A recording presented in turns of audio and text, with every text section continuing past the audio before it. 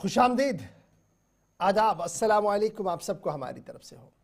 Programme आपने देखना शुरू किया जी सलाम जे के हर सुबह आपके सामने आते हैं, तो कोशिश रहती है कि इस मॉर्निंग शो में आपको अपडेट करें, हालात वाक़ात से अपडेट करें, हर उस छोटी बड़ी खबर से अपडेट करें जिसको जानने के लिए आप हमारे साथ मुसलसल राब्ते में रहते हैं।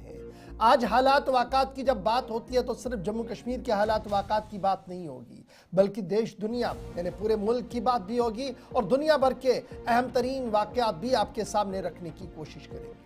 जब प्रोग्राम चल पड़ा है तो आपको यह भी बताते चले कि एकतरफा ट्रांसमिशन नहीं होगा, बल्कि ये प्यार मोहब्बत जो आपका है वो हमारे साथ बटेगा। 9:45 का वक्त होगा जब आपकी और हमारी गुफ्तगू का आगाज़ होगा, यानी हमारी फ़ोन लाइन्स खुलेंगी, आप अपनी बात रखेंगे। अवामी मसाइल पर मुश्तमिल वक्फा जो होता है, हमारे पास 10 से 15 मिनट का जो वक्त होता है, वहाँ पर आप अपनी बात रखते हैं इस उम्मीद के साथ कि हुकूमती इदारे आपकी आवाज़, आपके मामलात, आपके मसाइल को सुने और मुश्किलों का हल करें।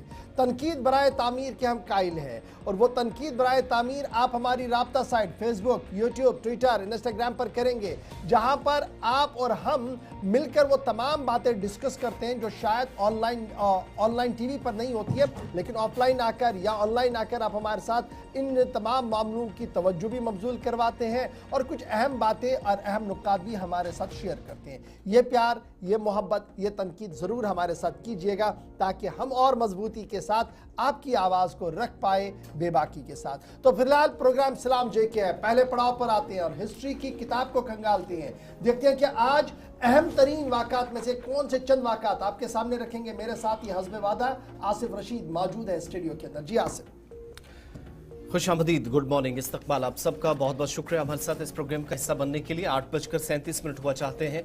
हमारा और आपका साथ ठीक 10 बजे तक रहेगा। आज मंगल है, कुछ अहम तरीन इंपॉर्टेंट या बड़ी मीटिंग्स भी वादी कश्मीर और जम्मू में होनी है, उस ताल्लुक से थोड़ी देर में अपडेट्स आप तक पहुंचेंगी।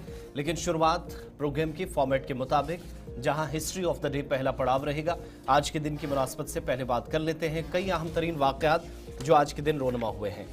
दिन आज का 25 फरवरी की तारीख, साल 1925 में जापान और साबिक सोवियत यूनियन के दरमियान सिफारती ताल्लुकात आज के दिन कायम हुए।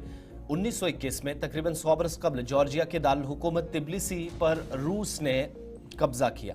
ये वो वक्त था जब पहली जंग अजीम ख़त्म होने के बाद रफ्ता रफ्ता दुनिया के मुख्तलिफ ममालिक एक दूसरे के साथ रिलेशंस अच्छे कर रहे थे, लेकिन इस दौरान जॉर्जिया के दारुल हुकूमत पर कब्जा हो जाता है।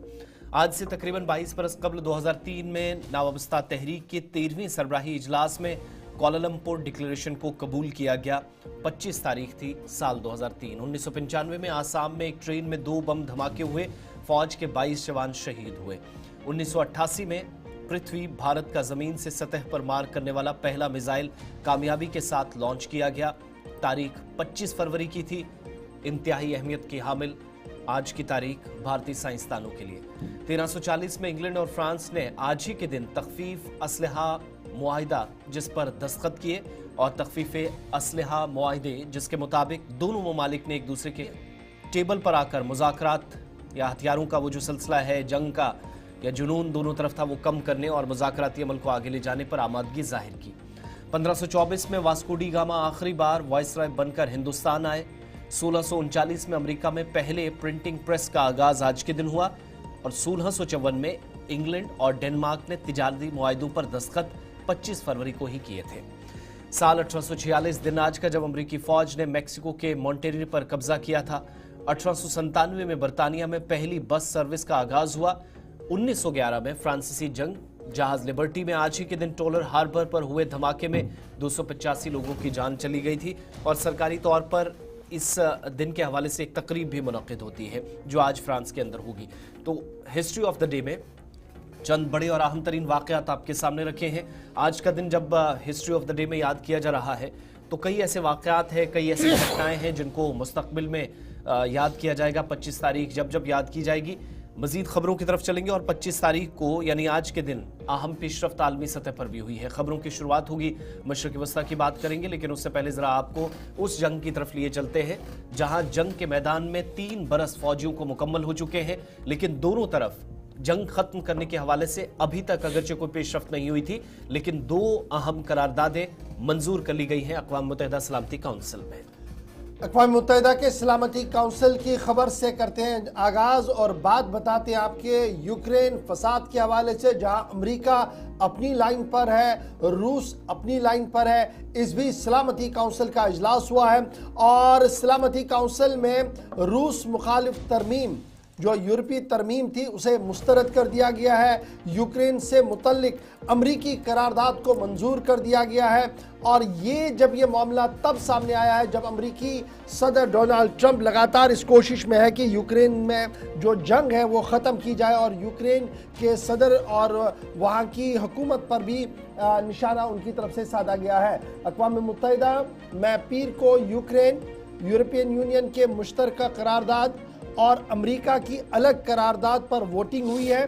पहले अक़वाम मुत्तहिदा के जनरल असम्बली में यूक्रेन की इलाकाई सालमियत की हिमायत और रूसी अफवाज की फौरी वापसी पर मबनी करारदाद पर यूक्रेन जंग का तीसरा साल मुकम्मल होने पर पेश किया गया। यानी जब 3 साल मुकम्मल हुए तो करारदादें सामने रखी गई और उन करारदादों के ऐन मुताबिक क्या हुआ कि अमेरिका की शदीद मुखालफत के बावजूद अक़वाम मुत्तहिदा ने यूरोपियन हिमायत याफ्ता यूक्रेन करारदाद भारी अक्सरियत से मंजूर की।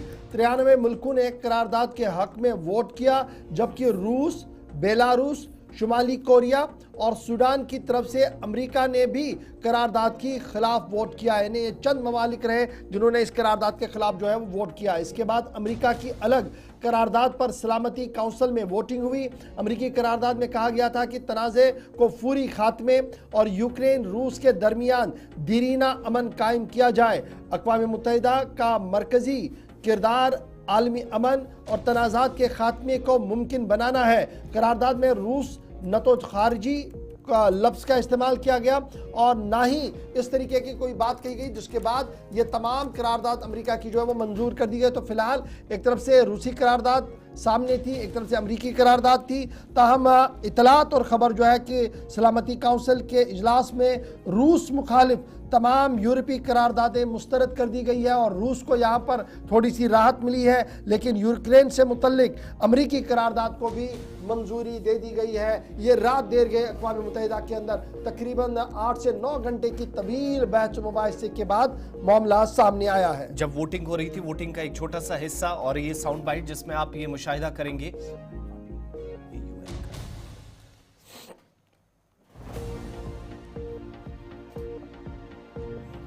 The result of the vote is as follows: in favor 93, against 18, abstentions 65.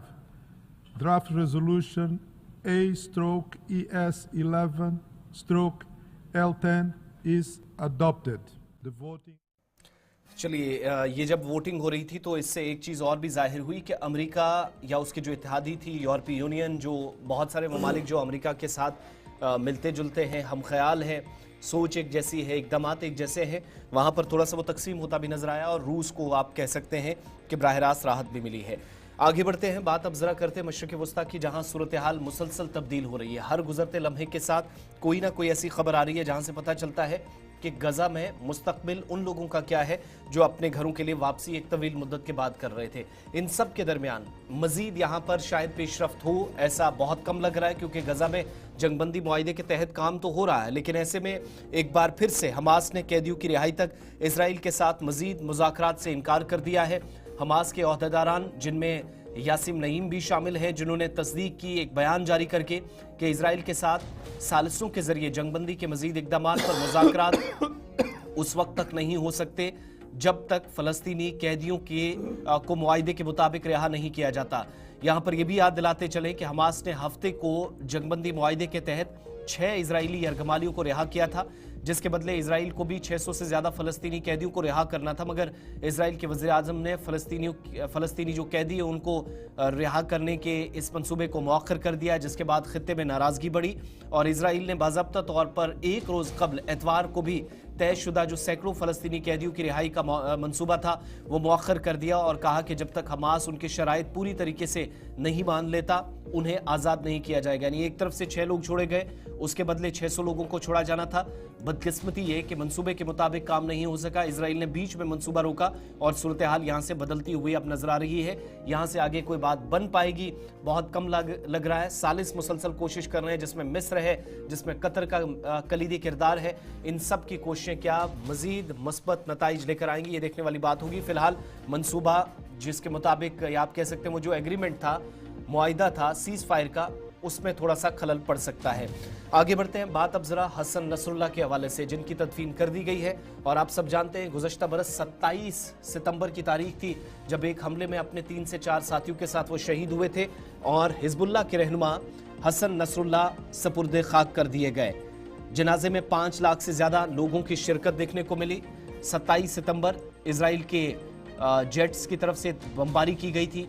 In jets में इस हमले में 5 लोग जिनमें हसन नसरुल्लाह भी शामिल थे जाँ बहक हुए थे और 30 साल से ज़्यादा अरसे तक हमास तंजीम की क़यादत करने वाले हसन नसरुल्लाह बिलाखिर सुपुर्द खाक जब किए गए तो बैरूत के अंदर दुनिया भर के मुख्तलिफ ममालिक से कहा जाता है कि मिलियंस में लोग पहुंचे थे। लेकिन कल जब स्टेडियम के अंदर तादाद देखी गई 5 लाख से ज़्यादा लोग उनकी आखिरी इस सफ़र में शरीक हुए।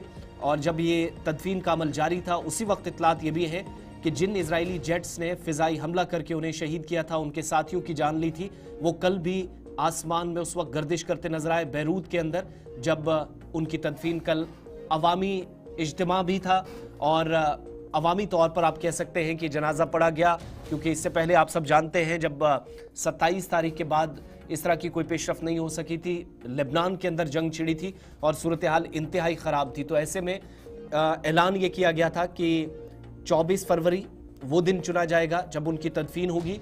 हिजबुल्लाह ने बाज़ाब्ता तौर पर हसन नसरुल्लाह और उनके साथियों की आखिरी रसूमात अदा कर दी हैं और बैरूत के एक स्टेडियम और करीबी सड़कों पर लाखों लोग जमा होते हुए जो इन तस्वीरों में भी देखे जा सकते हैं, तकरीबन 5 से 5.5 लाख लोग और 5 माह कबल इसराइल के फ़िज़ाई हमले में कत्ल होने वाले लीडर को आखिरी सफ़र में 5 लाख से ज़्यादा लोग विदाई देने के लिए आए। नसरुल्लाह की मौत उस वक्त हुई थी जब इसराइल के जो फ़िज़ाइया थी, इसराइल एयर डिफेंस था, उसने लेबनान के दारुल हुकूमत जुनूबी मज़ाफ़ाती इलाके में मरकजी ऑपरेशन रोम पर 80 से ज़ायद बम गिराए थे और ईरान की हिमायत याफ्ता ग्रुप और सियासी जमात को एक बड़ा धचका उस वक्त लगा था।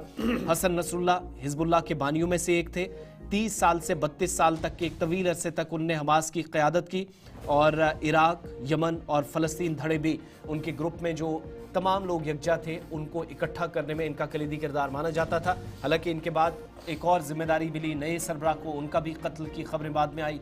फिर उसके बाद मौजूदा वक्त में नए सरबराह हमास के हैं, लेकिन हसन नसरुल्लाह अवामी तौर जिनकी तदफीन हुई इतवार को की गई और पीर और मंगल यानी कल और आज का जो दिन गुजर रहा है अभी भी लोगों का एक जमे गफीर बैरूत के अंदर नजर आ रहा है। चलिए जनाब, बैनुल-अक़वामी खबरों के बाद जरा बात जम्मू कश्मीर की करते हैं और इस वक्त की अहम और बड़ी खबर आ रही है जनूबी कश्मीर के पुलवामा इलाके से, जहां पर रात भर ऑपरेशन जारी रहा और सुबह ऑपरेशन के इख्तिताम की भी खबरें आ रही है। इतलात और खबर ये है कि सिक्योरिटी एजेंसीज ने मुश्तबा नक़्ल हमल की खबर मिलने के बाद पुलवामा के कुछ इलाकों के अंदर रात देर के ऑपरेशन शुरू किया है और उस ऑपरेशन के अंदर अगलर और आसपास के इलाकों के अंदर खाना तलाशी का सिलसिला भी हुआ है।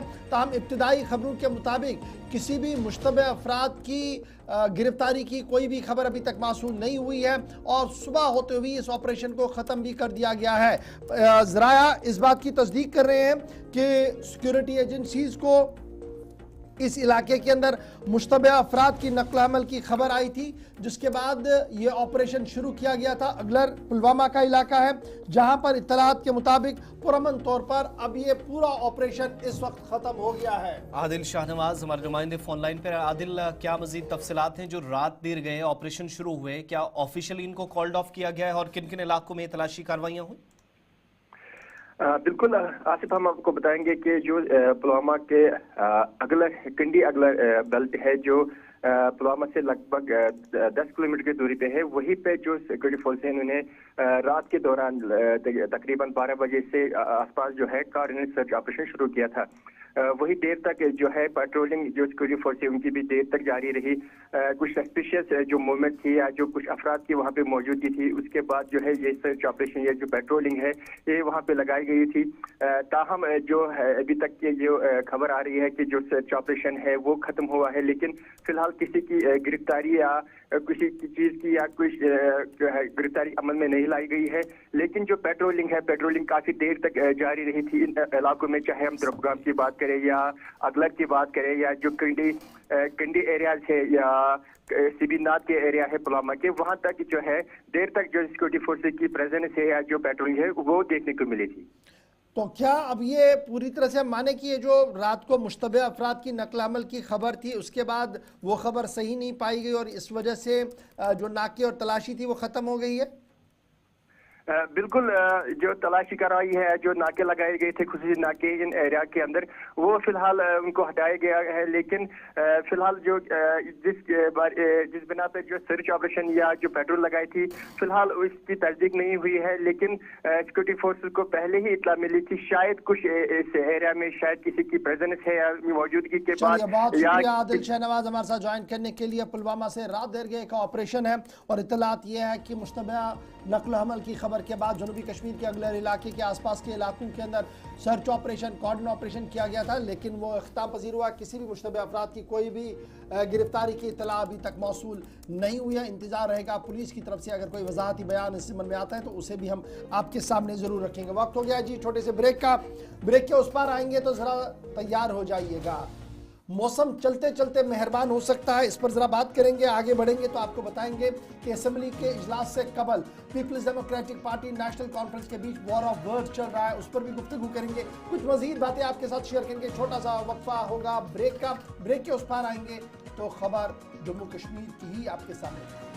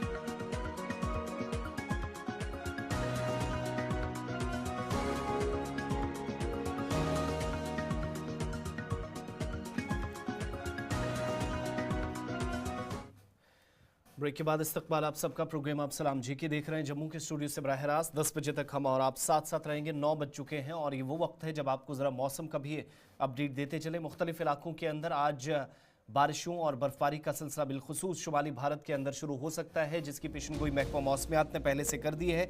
इधर मरकज़ के ज़ेर इंतज़ाम जम्मू कश्मीर में चिल्ला बज के इन आखिरी आयाम के दौरान मौसमियाती तब्दीली का इम्कान है, जो किसी हद तक मुख्तलिफ हिस्सों के अंदर राहत पहुँचा सकता है। मेट्रोलॉजिकल डिपार्टमेंट की जानिब से गुज़श्ता रोज़ भी तस्दीक की गई, पहले से भी मुसलसल पेशनगोई की जा रही थी और इस सिलसिले में येलो और जो ऑरेंज अलर्ट है वो 28 फरवरी तक महकमा मौसमियात की तरफ से जारी कर दिया गया है, जब मुख्तलिफ इलाकों के अंदर मौसम तब्दील होने का इम्कान जाहिर किया गया है। जम्मू सूबे के लिए ऑरेंज अलर्ट जारी किया गया है। सख्त तरीन जो सर्दी के आयाम गुजर रहे हैं उसमें वादी कश्मीर या जम्मू सूबे के पहाड़ी सिलसिले में आखिरी मरहला है और 4 से 5 दिनों तक आइंदा मौसम तब्दील होने के बीच ये जो वेट स्पेल है इससे जम्मू कश्मीर गुजरेगा, इस तरह की तस्दीक हो रही है। और आज यानी एक बार फिर से आने वाली रात और कल, फिर उसके बाद 27 और 28 तक यानी फरवरी के जो आखिरी 3 से 4 दिन है जिसकी शुरुआत आज से हो रही है, सख्त सर्दी के मरहले से आप कह सकते हैं कि इस वेट स्पेल के बाद शायद खात्मा भी मुमकिन हो। लेकिन दोनों प्रोविंसेस के अंदर मौजूदा सूरत हाल के पेश नज़र जो पेशनगोइयाँ की गई है, येलो और ऑरेंज अलर्ट जारी हुआ है 28 फरवरी तक, जिसमें हल्की बारिशें कुछ एक इलाकों में, लेकिन भारी बर्फबारी भी बालाई इलाकों के अंदर हो सकती है। इसका इम्कान महकमा मौसमियात ने जाहिर किया है। यही वजह है कि जम्मू सूबे में पहाड़ी खित्ते के लिए ऑरेंज अलर्ट जारी किया गया है और मैदानी इलाकों में भी इसका भरपूर असर देखने को मिल सकता है। अच्छा, जब मगरबी हवाओं के असर की बात करते हैं तो सुबह जम्मू स्पेशली श्रीनगर, जम्मू शहर समेत मतला बरालूद है। सुबह सुबह इसी तरीके से सुबह कश्मीर के मुख्तलिफ इलाकों से भी इतलात ये है कि मतला बरालूद है।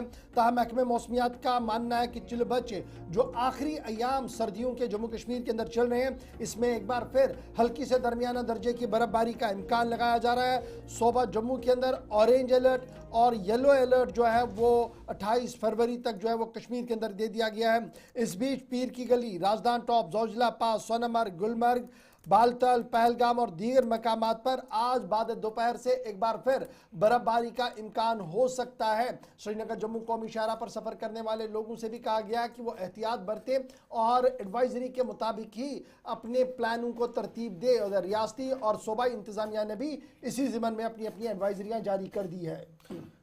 मुख्तार अहमद साहब, डायरेक्टर महकमा मौसमियात, हमारे साथ ज्वाइन किया। मुख्तार साहब, ये जो पेशनगोइयाँ मुसलसल की जानी थी, कल भी आपने गुलिस्तान न्यूज़ से बात की, रात देर गए तक मुख्तलिफ इलाकों में हमने सर्द हवाएं चलती देखी। क्या ये 4 दिन की जो वेट स्पेल की आपने प्रेडिक्शन की थी उसकी शुरुआत ऑलमोस्ट हो गई है?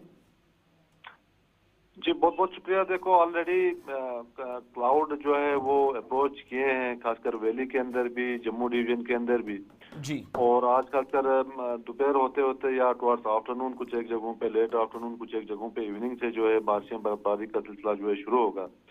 और फर्स्ट 2 दिन में खासकर यहाँ वैली के अंदर इसका ज्यादा एक्टिविटी रहेगा। जम्मू साइड में भी आल्दो बारिशें रहेंगी, हल्की बारिशें, लेकिन 27-28 को साउथ कश्मीर और इसी तरह चिनाब वैली, पीर पंजाल रेंज, खासकर जम्मू डिवीजन के जो पहाड़ी इलाके हैं यहाँ पे ज्यादा एक्टिविटी के चांसेस हैं। कुछ एक हायर रीच, खासकर साउथ कश्मीर और चिनाब वैली के कुछ एक हायर रीच, वहाँ पे heavy to very heavy snowfall के भी चांसेस हैं। तो ओवरऑल 28 शाम तक जो ये एक्टिविटी रहेगा, इंटरमिटेंटली कुछ एक जगहों पे थोड़ा सा कंटिन्यूस। तो ये फर्स्ट मेजर वेट स्पेल है जो एक्सटेंडेड पीरियड के लिए थोड़ा सा रहेगा, लगभग 3-4 दिन के लिए। तो एक अच्छा स्पेल जो है उम्मीद कर रहे हैं बारिशों का और बर्फबारी का पहाड़ी इलाकों के अंदर। डॉक्टर मुख्तार साहब, ये जो अलर्ट्स आती है ना, ऑरेंज अलर्ट, येलो अलर्ट, इसका क्या माने हम कि किस तरीके से इसको ये देखें आम लोगों की ज़ुबान में, जिन्हें ये समझ आए कि मैं किस जोन में हूँ, येलो अलर्ट में क्या होता है और ऑरेंज में क्या होता है? येलो अलर्ट में देखो आपको थोड़ा सा अवेयर रहना है कि वेदर फोरकास्ट या वेदर जो इस टाइप का रहेगा, और ऑरेंज में आपको थोड़ा सा अपडेटेड रहना है कि किन किन जगहों पे आपका कितना बारिशें बर्फबारी हो रहा है, क्या ये खतरा तो नहीं है कोई। और उसके बाद जो हाईएस्ट लेवल का आता है ऑरेंज, ये रेड लेवल का, तो उसमें बिल्कुल आपको एक्शन लेना पड़ता है कि आपको कहीं किसी जगह से एवेक्यूएट करना है, नहीं करना है, या किसी जगह को खाली करना है, नहीं करना है। तो ये डिफरेंट लेवल्स ऑफ वार्निंग है डिपेंडिंग अपॉन इम्पैक्ट। तो अभी येलो अलर्ट रखा है फर्स्ट 2 डेज के लिए। 27-28 को खासकर साउथ कश्मीर और कुछ एक चिनाब वैली के जो डिस्ट्रिक्ट हैं यहाँ पे हमने ऑरेंज ये अलर्ट भी रखा है, क्योंकि बारिशें मुसलसल रहेंगे, क्लाउड बादल जो है छाए रहेंगे और लैंडस्लाइड, शूटिंग स्टोन्स, बर्फ के कारण भी फिसलन के चांसेस हैं। काफी ज्यादा बर्फ के कारण आपके एवलांच के भी खतरात रहते हैं। तो अलग अलग मल्टी हजार्ड टाइप हजार्ड्स हो सकते हैं, खासकर 27-28 को। तो इसी मद्देनजर में हमने इसको ऑरेंज अलर्ट में रखा है कुछ एक हायर रिस्क के अंदर। तो क्या हम ये माने डॉक्टर मुख्तार साहब, जो एक खबर चल रही थी, जो हम ज़मीनी सूरत हाल भी देख रहे थे कि पीने के पानी को लेकर जो प्रॉब्लम्स थी, इस स्पेल से थोड़ी बहुत राहत मिल सकती है कुछ? और ये जो हम लगातार कह रहे हैं कि जनाब खुश्क साली जैसा हालात बन रहे हैं, बन सकते हैं, स्प्रिंग्स ख़त्म हो रहे हैं, पानी का बहाव कम होगा, वो थोड़ा सा रेस्टोर हो पाएगा? बिल्कुल, इसमें थोड़ा सा तो फर्क पड़ेगा ही, लेकिन जो लार्जर पिक्चर, ये ग्लेशियर्स जो आपके श्रिंक हो रहे हैं ओवर द ईयर्स, और आपका एक स्पेल से ग्लेशियर्स का जो भरपाई है, जितना आपका ग्लेशियर्स रिसीड हुए हैं, वो आपका पूरा एक स्पेल से मतलब उसको ओवरकम नहीं कर पाएंगे। तो बर्फ जो है आपका टाइम टाइम पे होना जरूरी है। और जनरली आपका जो रेट ऑफ रिसीडिंग ग्लेशियर्स हैं, ग्लेशियर जिस तेजी से आपके खत्म हो रहे हैं, उस तेजी से आपके ग्लेशियर्स वापस रिचार्ज नहीं हो रहे हैं। तो ये चीजें जो है हमें थोड़ा सा देखना है। और बिल्कुल एक स्पेल है तो इसमें थोड़ा सा इम्कानात है, आपका डेफिसिट है जो पुराना 80% के आसपास, वो थोड़ा सा कहीं ना कहीं थोड़ा सा गैप आपका कम हो जाएगा। लेकिन ऐसे 3-4 स्पेल्स और चाहिए लगभग। और होपफुल है, अभी खासकर मार्च का महीना बाकी है, अप्रैल का महीना बाकी है, तो इन महीनों में काफी ज्यादा बारिशें रहती है यहाँ पे वैली के अंदर और पहाड़ी इलाकों में स्नोफॉल। तो देखते हैं आने वाले दिनों में किस टाइप का एक्टिविटी रहेगा। लेकिन फिलहाल 25 से लेकर 28 शाम तक जो है वेट स्पेल रहेगा पूरे जम्मू कश्मीर के अंदर। आप बहुत बहुत शुक्रिया डॉक्टर मुख्तार साहब ज्वाइन करने के लिए, हमारे साथ अपडेट करने के लिए कि ये ऑरेंज अलर्ट, येलो अलर्ट क्या होता है और क्या कुछ हो सकता है। फिलहाल बढ़ते हैं जी आगे। अलर्टों के बीच जरा बात रात देर गए के इजलास की भी करते हैं। और चिमे गोइयां बहुत, और इन चिमे गोइयों के बीच रात उमर अब्दुल्ला की सरबराही में एक और काबीनी इजलास मुनक्किद हुआ है। और इस काबीनी इजलास के अंदर लेफ्टिनेंट गवर्नर साहब ने जो खुतबा देना है असेंबली के अंदर, उसको मंजूरी दे दी गई है।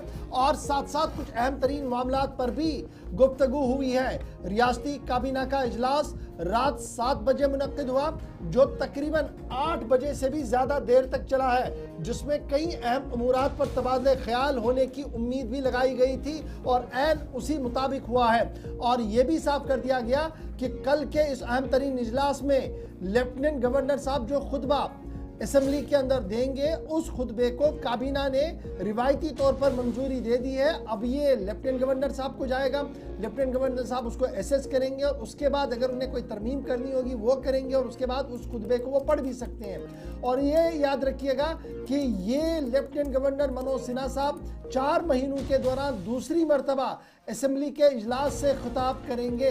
ये इजलास इंतहाई अहम इसलिए भी है क्योंकि यूनियन टेरिटरी का पहला बजट रियासत के वजीर आला उमर अब्दुल्ला साहब पेश कर रहे हैं, क्योंकि उमर अब्दुल्ला खुद वजीर खजाना भी है और पिछले कई दिनों से मुख्तलिफ स्टेक होल्डर्स के साथ लगातार मशावरतें उनकी हुई है, मीटिंग्स हुई है।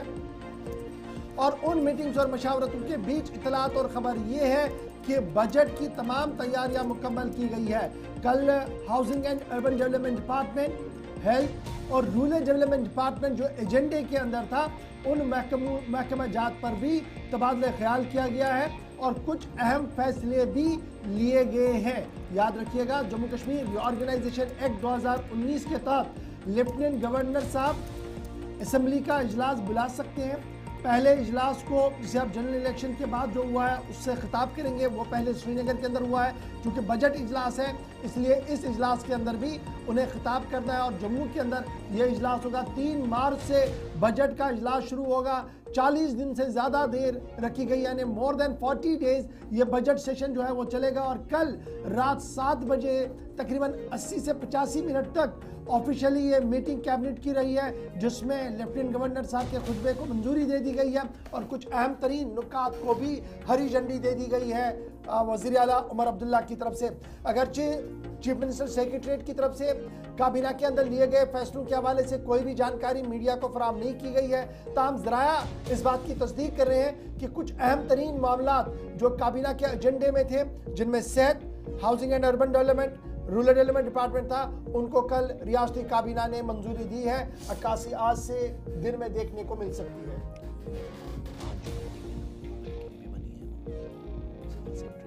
छोटी सी रिपोर्ट भी है 1.5 मिनट की, जो आज मीटिंग होनी है ना,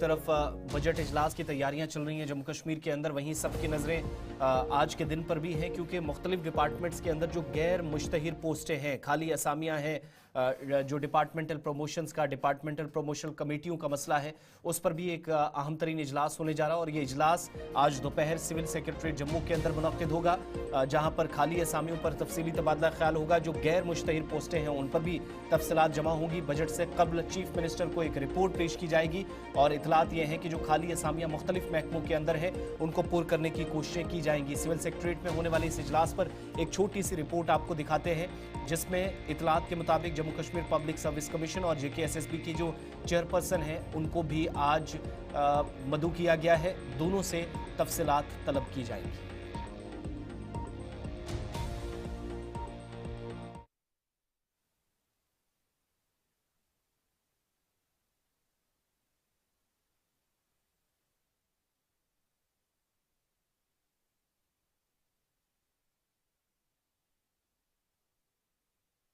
जम्मू कश्मीर हुकूमत ने खाली असामियों, महकमाना तरक्कियों या DPCs और दीगर कार्रवाइयों समेत इंतजामी मसाइल हल के लिए मंगल यानी 25 फरवरी को अहम इजलास तलब किया है। अमूमी इंतजामी महकमे के कमिश्नर सेक्रेटरी की सदारत में मुनक्किदा मीटिंग का मकसद खाली असामियों को पुर करना, गैर मुश्तहिर पोस्टों का जायजा लेना और महकमाना कार्रवाइयों में ताखीर के मसाइल का तफसीली जायजा लेना है। हुकूमत मुतल्लिका इंज़िबाती कार्रवाइयों के ज़िर-इल्तिवा केसों का जायजा लेने जा रही है और इनके फौरी और मुनसिफाना हल को यकीनी बनाया जाएगा। सिविल सेक्रेटरीट जम्मू में 25 तारीख यानी मंगल के रोज होने वाली इस मीटिंग में सर्विस सिलेक्शन बोर्ड और पब्लिक सर्विस कमीशन के सेक्रेटरियों को मीटिंग में शिरकत की दावत पहले ही दी जा चुकी है। ये दोनों अफसरान भर्ती बोर्डों को रवाना की गई असामियों से मुतल्लिक तफसीलात, गैर मुश्तहिर असामियों और ज़ेर-इल्तिवा सिलेक्शन पोस्टों की ताज़ा तरीन सूरत हाल से मुतल्लिक जानकारी फराहम करेंगे। श्रीनगर में मौजूद अफसरान गैर मजाजी तौर पर मीटिंग में शिरकत करेंगे, जबकि महकमा जाती तरक्कियों या DPCs और इंज़िबाती कार्रवाइयों से मुतल्लिक तफसीलात की मालूमात के लिए एडमिनिस्ट्रेटिव सेक्रेटरीज को बतौर नोडल अफसरान मीटिंग में शिरकत करने की हिदायत दे दी गई हैं। सरकारी ज़राए के मुताबिक मीटिंग में Jammu Kashmir public service commission और Jammu Kashmir service selection board को भेजे गए खाली असामियों की सूरत हाल पर तबादला ख्याल किया जाएगा, जिसका मकसद असामियों को तेजी से पुर करना है जो तवील अरसे से मुख्तलिफ महकमों में खाली पड़ी हैं। इस मीटिंग में गैर मुश्तहिर खाली जगहों या असामियों को पुर करने पर भी तफसीली बातचीत होगी ताकि भर्ती के अमल में शफाफियत और इंसाफ को जल्द अज जल्द यकीनी बनाया जा सके। इस बात का जिक्र हाल ही में अमूमी इंतजामी महकमा या GAD की जानिब से जारी किए गए एक मुरासले में भी किया गया था, जिसमें यह बताया गया कि कई महकमों ने दस्तयाब असामियों की सही तफसीलात फराहम नहीं की, जिससे मुतअद्दिद महकमों में पोस्टें या फिर वैकेंसीज खाली हैं। उस वक्त जारी होने वाले मकतूब में कहा गया था कि इसके अलावा कुछ महकमों ने ऐसी असामियों को शामिल किया है जिनके लिए पहले ही दरख्वास्तें मुतल्लिका भर्ती एजेंसियों को अरसाल की जा चुकी हैं। सरकारी ज़राए बताते हैं कि मीटिंग में ज़िल-इल्तिवा महकमाना इंतखाब के मामलात और डिपार्टमेंटल प्रमोशंस कमेटियों या फिर महकमाना तरक्याती कमेटियों की ताखीर को हल करने पर भी बातचीत होगी, जो सरकारी मुलाजमीन के करियर की तरक्की के लिए काफी अहम मानी जाती हैं। जनरल एडमिनिस्ट्रेशन डिपार्टमेंट या अमूमी इंतजामी महकमे ने तमाम इंतजामी सेक्रेटरीज को महकमाना तरक्याती कमेटियों के इनेकाद से मुतल्लिक मालूमात फराहम करने की हिदायत दी है और सिलसिले में एक आला सतही कमेटी तश्कील दी गई है ताकि इस अमल की निगरानी की जा सके। इस कमेटी का पहला इजलास फाइनेंशियल कमिश्नर या एडिशनल चीफ सेक्रेटरी की ज़ेर सदारत हो चुका है और महकमों को 10 दिनों के अंदर मालूमात फराहम करने की हिदायत दी गई है। ताहम मंगल को 25 फरवरी के दिन होने वाले इस अहम तरीन इजलास में बजट सेशन से पहले एक रिपोर्ट तैयार की जाएगी जो वज़ीर आला के पास जाएगी, जिसके बाद बजट के साथ साथ खाली असामियों को हुकूमत के मुताबिक पुर किया जाए, मुख्तलिफ महकमों में इन वैकेंसीज को फौरी तौर फिल किया जाए, ये उनकी तरजीहात में शामिल है और इसी के तहत काम तेज किया जाएगा। आज की मीटिंग के हवाले से बात थी और 12 से 12:15 के आसपास मीटिंग हमारी जानकारी के मुताबिक ये होने वाली है और बजट से पहले एक रिपोर्ट चीफ मिनिस्टर साहब के पास जाएगी जिसमें कम से कम वो जो प्रायोरिटी कहा गया था कि डिपार्टमेंट्स में पोस्टें खाली हैं, डिपार्टमेंटल प्रमोशंस का मसला है और कई लोगों की तरफ से अप्लाई किया गया है लेकिन इन पोस्टों को अभी तक किसी वजह से फिल नहीं किया गया, उस ताल्लुक से बात होगी। आगे चलकर ज़रूर जो पेशरफ्त होगी इस ताल्लुक से आपको अपडेट किया जाता रहेगा। लेकिन बात ज़रा दो बड़ी जमातों की भी कर लेते हैं जो आमने सामने है। एक तरफ हम देख रहे थे back to back National Conference, PDP, बाकी जमातें तमाम लोग तैयारियां कर रही हैं। हुकूमत बजट इजलास में लगी है, बीजेपी दूसरी तरफ कैसे हुकूमत को काउंटर करेगी इसके लिए प्लान तरतीब दे चुकी है। लेकिन इन सब के दरमियान कुछ बयानात जो असेंबली के रूल्स के बनने या उस पर होने वाली मीटिंग्स को लेकर तज्जिया और तबसरा किया जा रहा था, उस पर दो बड़ी जमातें आमने सामने हैं। नेशनल कॉन्फ्रेंस और पीपल्स डेमोक्रेटिक पार्टी साबिक वज़ीर आला महबूबा मुफ्ती के उस बयान के बाद आमने सामने है जिसमें उन्होंने मार्शल से तशबीह देकर मौजूदा स्पीकर को कहा था कि जम्मू कश्मीर के अंदर जो ख़ासतौर से कवायद ज़वाबित जो वज़ह करने असेंबली में स्पीकर की जानिब से ऐसा रवैया जहां ये महसूस होता है कि वो एक मार्शल की हैसियत से काम कर रहे हैं, जिस पर पलटवार जम्मू कश्मीर नेशनल कॉन्फ्रेंस की जानिब से किया गया है। बिल्कुल, नेशनल कॉन्फ्रेंस ने जहां कल एक बयान जारी किया, वहीं पर जम्मू कश्मीर असेंबली के स्पीकर अब्दुर्रहीम राथिर ने भी कल एक वजाहती बयान जारी किया है और उस वजाहती बयान के अंदर नेशनल कॉन्फ्रेंस के सीनियर लीडर ने इस बात की वजाहत कर दी कि कवायद और ज़वाबित के तहत हर कोई चीज़ मीडिया में नहीं रखी जा सकती है तब तक जब तक असेंबली सेक्रेटरीट या स्पीकर के पास वो ना आए, वो एडमिट ना हो। माना जा रहा है कि रूल 368 के तहत जो rule of procedure and conduct of business Jammu Kashmir legislative assembly है, उसके तहत नोटिस किसी भी तरीके से पब्लिसिटी नहीं होनी चाहिए किसी भी अफराद की तरफ से, मेंबर की तरफ से, अनटिल वो एडमिट हो जाए स्पीकर के पास और उसके बाद सर्कुलेट मेंबरों में हो जाए। उसके बाद अगर वो जाती भी है तो कोई हर्ज नहीं होगा। कल स्पीकर मौसूफ ने कहा कि जिस तरीके से महबूबा मुफ्ती ने तमाम मामले पर अपनी रायज़नी की है, ये दरअसल कम इल्मी का शिकार है या महबूबा मुफ्ती साहिबा को प्रॉपरली एडवाइस नहीं किया गया है। कोट अनकोट किया गया कि I am sorry to say that she has not been properly advised and her statement is against the rule positions. ये अब्दुर्रहीम राथिर साहब की तरफ से कल कहा गया। स्पीकर की तरफ से ये साफ कर दिया गया कि हर एक चीज़ एक प्रॉपर मैकेनिज्म के तहत होती है और टेबल पर क्या चीज़ रखनी है, पब्लिकेशन के लिए क्या चीज़ जाने हैं, सवाल जवाब का जवाब कैसे आता है, ये तमाम वो चीज़ें हैं जो एक सेट प्रोसीजर और नॉर्म होता है। पहले पूछे गए सवाल एडमिट होंगे नहीं होंगे, लेकिन मीडिया में उसको लहरा कर ये बताना कि मैं ये पूछ रहा हूँ, ये दरअसल उन कानूनों की खिलाफ वर्जी है जो लोकसभा के अंदर भी है और जम्मू कश्मीर असेंबली के 368 rule of procedure and conduct of business के भी खिलाफ वर्जी है। महबूबा मुफ्ती के दिए गए बयान पर नेशनल कॉन्फ्रेंस के सीनियर लीडर श्रीनगर में और खुद स्पीकर असेंबली अब्दुर्रहीम राथिर ने इन तमाम बातों की वजाहत की, कहा कि मार्शल लॉ नहीं, कानून की बालादस्ती से ही काम चलेगा। चलिए जनाब, ये तो थी बात सियासत की, जरा रियासत की भी बात करते हैं, बात सरहदों की करते हैं, क्योंकि इतलात और खबर यह है कि बॉर्डर सिक्योरिटी फोर्स को और मुतहरिक कर दिया गया है और बॉर्डर सिक्योरिटी फोर्सेस का बड़ा प्लान सामने आया है। जम्मू कश्मीर और पंजाब की सरहदों पर निगरानी बढ़ाने का फैसला हो चुका है। Border security forces high alert पर है और इतलात और खबर यह है कि बॉर्डर सिक्योरिटी फोर्सेस यानी बीएसएफ ने मजीद इजाफी नफरी जम्मू और पंजाब के बॉर्डर्स पर तैनात कर दी है। 9 टेक्टिकल हेडक्वार्टर्स को सेटअप किया जाएगा इंटरनेशनल बॉर्डर पर, क्योंकि एक बड़ा रोल इंटरनेशनल बॉर्डर पर बॉर्डर सिक्योरिटी फोर्सेस की तरफ से अपनाया जाता है। वेस्टर्न कमांड जो बॉर्डर सिक्योरिटी फोर्स हेडक्वार्टर है चंडीगढ़ के अंदर, उनकी तरफ से डायरेक्शंस दे दी गई है कि ना हो टैक्टिकल हेडक्वार्टर्स 2 रीजन्स के अंदर बनाए जाए और मैक्सिमम इंटेलिजेंस ऑपरेशंस इन एरियाओं के अंदर शिफ्ट किया जाए ताकि ज़्यादा से ज़्यादा इंफॉर्मेशन मिले और ऑपरेशंस अकॉर्डिंगली ही तैयार किए जाए। माना जा रहा कि ये वेस्टर्न कमांड की तरफ से तब फैसला लिया गया जब सरहद पार से ड्रग्स और असला की तकसीमकारी का बड़ा प्रोग्राम बना है और ये तमाम प्रोग्राम बनने के बाद ही ये जो इंतहाई हसास इलाके हैं, इन इलाकों के अंदर निगरानी को बढ़ाना, इजाफी नफरी को तैनात करना और जीरो लाइन के पास कमांड बनाकर पोस्ट्स खड़े करके एक बटालियन हेडक्वार्टर बनाकर सीनियर अफसरों की तैनाती को यकीनी बनाने के लिए इक़दाम जारी कर दिए हैं। याद रखिएगा कि ड्रोन और फिर ज़ेर ज़मीन सुरंगें और दीगर मामला लगातार इस बॉर्डर जम्मू वाले बॉर्डर पर देखने को मिल रही है। ताहम बीएसएफ हाई अलर्ट पर है और इजाफी नफरी को तैनात करने का हुक्म भी जारी कर दिया गया है। मजीद खबर की तफसील के लिए हमारी नुमाइंदा शिल्पा शर्मा हमारे साथ है। शिल्पा, बीएसएफ ऑन अलर्ट और बीएसएफ की तरफ से एडिशनल ट्रूप्स को डिप्लॉय किया गया है। क्या हम ये माने कि सरहद पार से जो खबर आ रही थी कि शायद दरअंदाजी होगी, इन्फिल्ट्रेशन होगी, ड्रग्स को लाया जाएगा और इस तरीके से बड़ी चीजें होंगी, उसको रोकने के लिए पहले ही एक बड़ा रूट मैप और बड़ा प्लान एग्जीक्यूट किया गया बीएसएफ की तरफ से?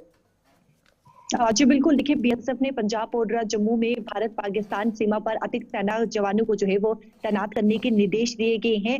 ड्रोन तस्करी और नारकोटिक तस्करी को रोकने के लिए ये बड़ा कदम जो है वो उठाया गया है। देखिए जिस प्रकार से आपने कहा कि चंडीगढ़ स्थित बॉर्डर सिक्योरिटी फोर्स के वेस्टर्न कमांडर ने नो टेक्टिकल हेडक्वार्टर जो है वो स्थापित करने की यहाँ पर जो है वो आदेश जारी किए गए हैं। देखिए टेक हेडक्वार्टर की बात करें, टेक हेडक्वार्टर के सभी जो कार्य क्षेत्रों के सीनियर कमांडर है वो इसमें जो है वहां पर उपस्थित रहेंगे, शामिल रहेंगे, जो कि वहां पे कमांड करेंगे और जो एडमिनिस्ट्रेशन इश्यूज है वो उन्हें देखेंगे। इसके साथ साथ जो बटालियन के सीईओ है वो भी वहां पर शामिल रहेंगे, यानी कि जिनकी यूनिट जो है वो उस संवेदनशील सीमा चौकी पर जो है वो तैनात होगी, उनके सीईओ भी वहां पर जो है वो तैनात रहेंगे और 24/7 जो है वो राउंड लगाते हुए जो है वो नजर आएंगे। देखिए टेक हेडक्वार्टर की अगर मैं बात करूं तो ये टेक हेडक्वार्टर जो कि सीमा के जो है ये पास होता है और सीमा चौकी के जो है वो करीब होता है और बटालियन बेस के एक पीछे की ओर ये टेक हेडक्वार्टर होता है। देखिए जम्मू संभाग में जिस प्रकार से कहीं ना कहीं घुसपैठ करने की जो है वो प्रयास पाकिस्तान लगातार प्रयास कर रहा है, लेकिन बीएसएफ के जवानों ने जो है उस प्रयासों को विफल भी किया है।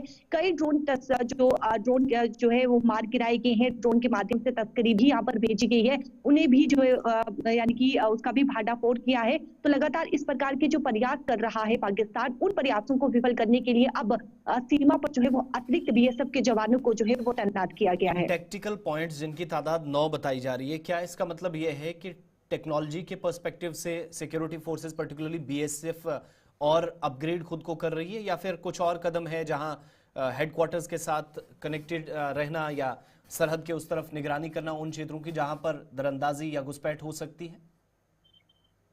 जी बिल्कुल, देखिए एक तरफ अगर देखा जाए तो एक कहीं ना कहीं ये अपग्रेड भी हो रहा है और जिस प्रकार से ये नो टेक्टिकल, दो रीजन में नो टेक्टिकल हेडक्वार्टर जो है वो स्थापित किए गए हैं, जहां पर आप देखेंगे कि अधिकतम खुफिया जानकारी और ऑपरेशन के उपकरणों के एक नए कंट्रोल भी वहां पर जो है वो स्थापित किया जाएगा, ताकि पूरी तरीके से निगरानी रखी जाएगी। और इस समय आप देखें लगातार पाकिस्तान प्रयास कर रहा है, चाहे फिर वो सीज फायर वॉयलेशन हो या फिर घुसपैठ कराने का प्रयास हो या फिर ड्रोन के माध्यम से तस्करी भेजना हो, तो लगातार इस प्रकार के प्रयास कर रहा है। तो इन प्रयासों को विफल करने के लिए अतिरिक्त सेना को यहाँ पर जो है वो तैनात किया गया है, ताकि अगर इस प्रकार के घुसपैठ करने का वो प्रयास कर रहा है तो बीएसएफ की जो अतिरिक्त सेना वहां पर तैनात की गई है वो उनको पूरी तरीके से जो है वो विफल कर सके।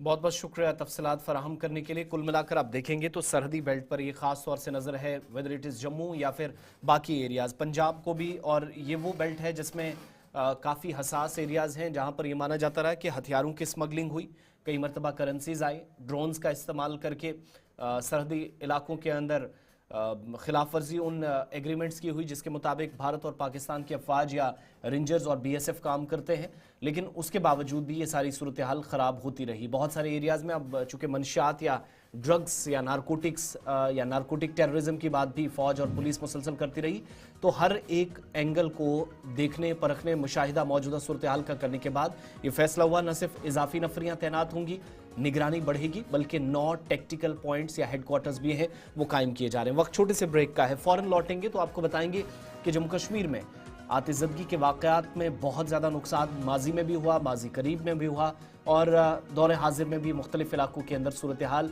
जूं की तू बनी हुई है। लेकिन आखिर सोल्यूशन क्या है, प्रॉब्लम्स को कैसे ख़त्म किया जा सकता है, परेशानी है कहाँ पर, ज़रा चीज़ों को बारीकी से समझेंगे, कुछ आदाद शुमार आपके सामने रखेंगे। ब्रेक के उस पार हमारे साथ ज्वाइन करें।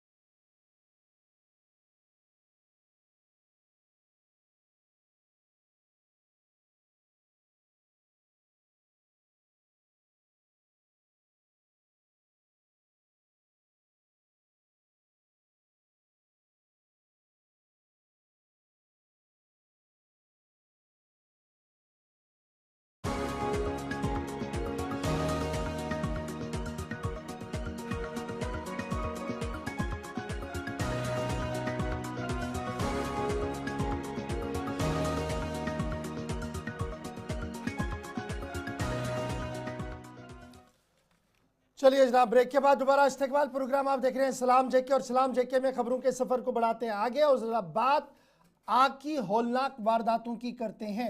साल 2024 में भी मुसलसल आग की वारदातें हुई हैं और साल 2025 में भी अगर आप सिर्फ 72 घंटों की डिटेल्स निकालें तो मुख्तलिफ मकामात पर इमलाक खाकिस्तर हुए हैं। एक तरफ से इमलाक का खाकिस्तर होना है, दूसरी तरफ से सवालात भी बहुत ज़्यादा उठ रहे हैं और फायर सेफ्टी को लेकर जम्मू कश्मीर के अंदर क्या कुछ किया जा रहा है, इस पर एक बड़ा बहस और बड़ा सवाल जो है इस वक्त सामने है, क्योंकि माना जा रहा है कि फायर एंड इमरजेंसी सर्विसेज महकमे के पास वो ज़रूरी इख्तियारात नहीं है जिससे वो कार्रवाई कर सके और फायर सेफ्टी नॉर्म्स का इतलाक करवा सके।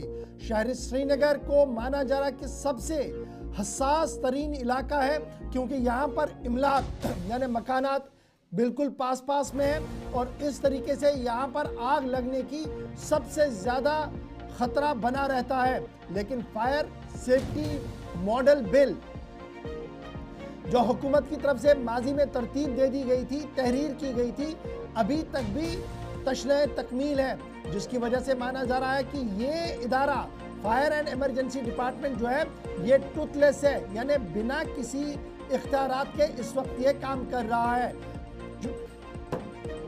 गुज़श्ता 24 के दौरान जब आप देखेंगे तो 9 इमलाक को आग लगी है, 9 मकामात पर आग लगी है, जो राजबाग ईदगाह का श्रीनगर का इलाका है और जहां पर कई लोगों के जख्मी होने की भी खबर आई और दर्जनों लोग जो है वो इस तरीके से बिना आशियानों के खुले आसमानों तले आ चुके हैं। लेकिन क्या वक्त आ गया है कि हम उस कानून पर गुफ्तगू करें जिसका तहरीरी मवाद को तहरीर किया गया था सिर्फ इसलिए ताकि फायर एंड इमरजेंसी डिपार्टमेंट को मजीद इख्तियारात मिले, आग ना लगे और आग को बुझाने वाले जो इक्विपमेंट्स हैं वो घरों के आसपास रहें, सेफ्टी नॉर्म्स जो है उनका ख्याल रखा जाए। लेकिन अभी तक भी वो मसवदा कानून तहरीर नहीं हो पाया है और जो रूट किया गया था प्रॉब्लम को, उसकी बड़ी वजह यह है कि जनाब डिले इम्प्लीमेंटेशन हो रहा है फायर सेफ्टी मॉडल बिल का, जो अंडर कंसिडरेशन है पिछले 2 सालों से, और मुसलसल अभी भी कोई पता नहीं है कि क्या बिल कभी कानून का शक्ल देख पाएगी या नहीं। मजीद तफसीलात के लिए सीधे श्रीनगर चलेंगे, इमरान नाइक को हमारे साथ है। इमरान, आग लगने का न थमने वाला सिलसिला जम्मू कश्मीर के अंदर हम देख रहे हैं। इमलाक पर इमलाक में जब आग लगती है तो एक नहीं, 2-2, 3-3, 5-5 घर इकट्ठे जलते हैं और कल भी इस तरीके के इंसिडेंट्स हमें हुए हैं। डोडा, कश्तवाड़, भद्रवाह, रजौरी, पुंछ की बात करें तो सूरत हाल इसी तरीके की है।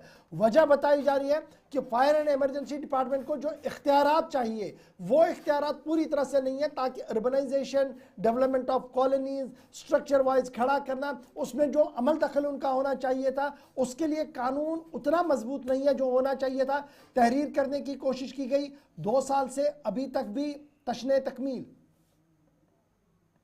पहली बात यह है कि जो आग इस वक्त लग रही है, चाहे जम्मू डिवीजन के मुख्तलिफ डिस्ट्रिक्ट्स के अंदर देखें हम या कश्मीर रीजन में हम देखें, खासकर श्रीनगर मुझे लगता है सबसे ज्यादा इफेक्ट हो रहा है, क्योंकि डाउनटाउन श्रीनगर काफी कंजेस्टेड इलाका है और यहाँ आग लगना या ओवरऑल हम एंटायर J&K यूपी में ये आग लगना, ये मैं समझता हूँ कि एक बर्निंग इशू है, ये कंसर्निंग मैटर है और लगातार हम देख रहे हैं कि फैमिलियां उजड़ जा रही है, घरों के घर उजड़ रहे हैं।